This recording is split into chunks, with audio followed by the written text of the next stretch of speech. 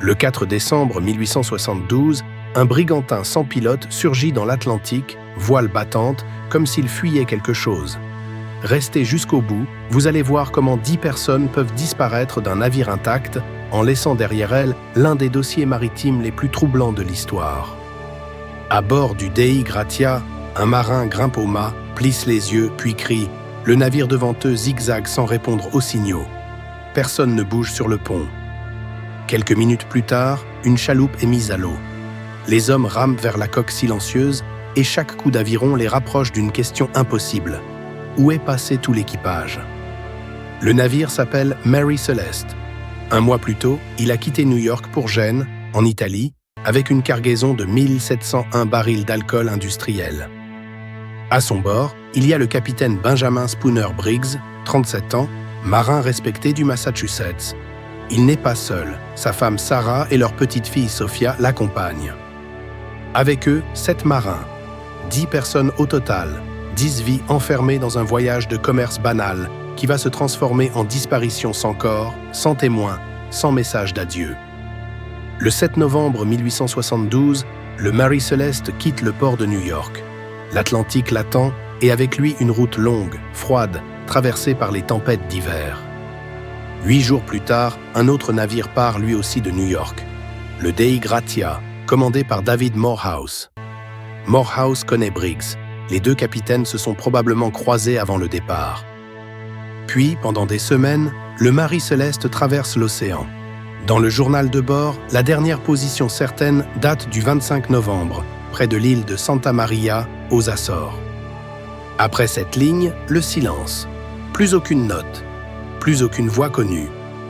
Quand les marins du Dei Gratia montent enfin à bord, ils s'attendent à trouver un massacre, une mutinerie ou des survivants cachés.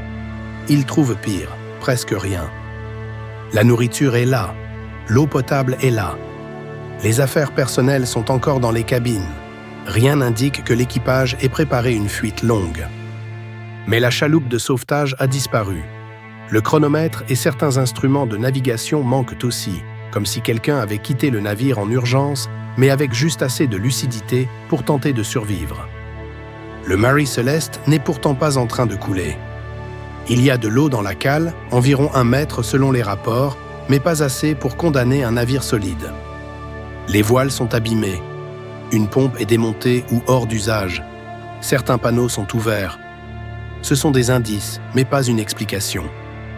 Dans la cale, les 1701 barils d'alcool sont presque tous présents. Plus tard, on constatera que 9 barils, faits de chêne rouge plus poreux, sont vides.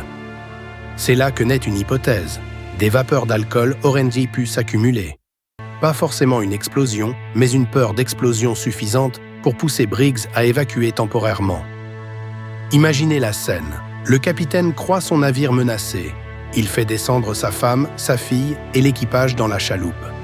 Peut-être la garde-t-il attachée au Mary Celeste par une longue amarre. Puis un grain, une vague, une rupture de corde.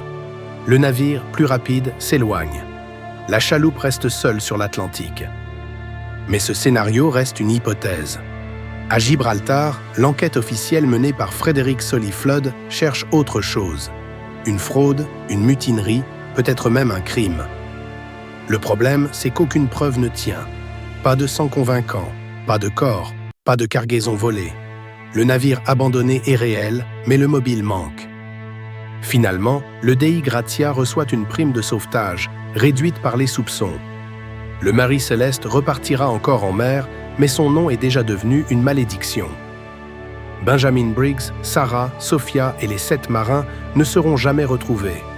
Ce qui reste, c'est un navire presque intact, une chaloupe manquante et une décision prise quelque part entre les Açores et l'inconnu. Le mystère du Mary Celeste n'est pas seulement celui d'un navire fantôme, c'est celui d'un instant précis où un capitaine expérimenté a choisi de quitter le seul endroit qui pouvait encore le sauver.